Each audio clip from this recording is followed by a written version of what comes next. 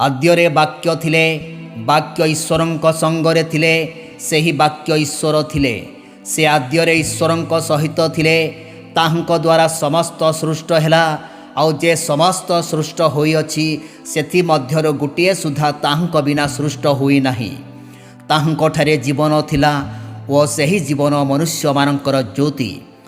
सेही ज्योति अंधकार रे जाज्वल्यमान होई आसुअछि, आउ अंधकार ताहा ग्रहण करी नाही। ईश्वरंक निकटरू प्रेरित जणे व्यक्ति उपस्थित हेले, ताहांक नाम जोहन। से जेपरि ज्योति विश्व साक्ष्य दियंती, पुणी ताहांक द्वारा समस्ते विश्वास करती। एथिपाई से साक्ष्य देवा निमंते आसिले। से निजे सही ज्योति नथिले, किंतु ज्योति विश्व साक्ष्य देवा निमंते आसिले। जो सत्य ज्योति प्रत्येक मनुष्य को आलोक प्रदान करती, से जगत को आसीथिले।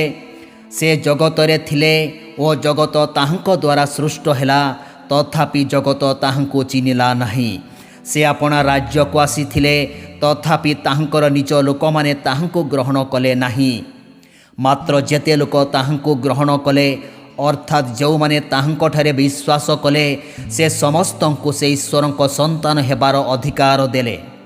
से माने रक्तरू शरीरर इच्छारू अबा मनुष्यर इच्छारू जात हेले नाही, बरं ईश्वरंक ठारू जात हेले।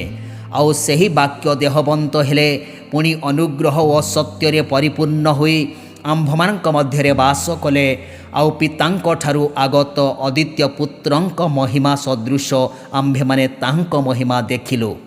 जोहन ताहांक विषय साक्ष्य देई उच्च स्वरे कहिले जे मु उतारी आसुअछंती, से मोहर अग्रगण्य होइअछंती।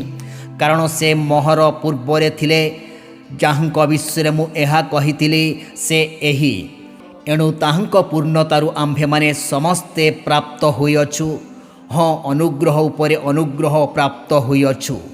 कारण व्यवस्था मशांक द्वारा प्रदत्त हैला, किंतु अनुग्रह व सत्य यीशु ख्रीष्टंक द्वारा उपस्थित हैला। केही जेबे ईश्वरंकु देखि नाही, पितांक कोल स्थित अदित्य पुत्र ताहांकु प्रकाश कले।